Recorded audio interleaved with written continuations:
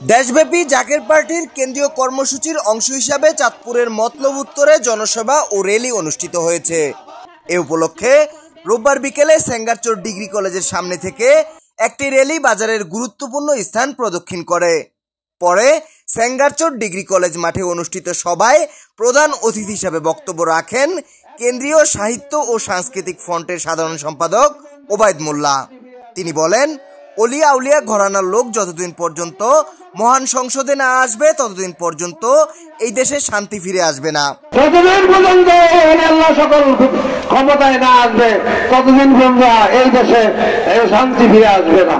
মতলব উত্তর ছাত্র ফ্রন্ট নেতা মোহাম্মদ সিয়াম হোসেন খানের সঞ্চালনায় এ সময় বক্তব্য রাখেন জাকের পার্টির কেন্দ্রীয় নেত্রী নাসরিন, উপজেলা কৃষক ফ্রন্টের সভাপতি হান্নান প্রধান, কুমিল্লা বিভাগীয় ছাত্র ফ্রন্টের সভাপতি মোহাম্মদ আনোয়ার হোসেন রোবেল, উপজেলা ছাত্র ফ্রন্টের সভাপতি ডালিম মিয়া, সাধারণ সম্পাদক মোহাম্মদ মইনুল ইসলাম রাজীব।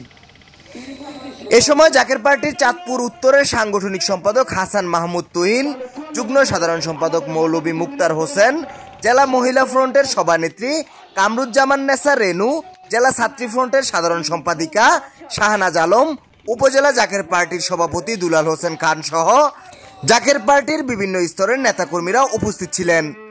সভা শেষে দেশবাসীর জন্য দোয়া ও মুনাজাত শেষে তাবারক বিতরণ করেন তারা।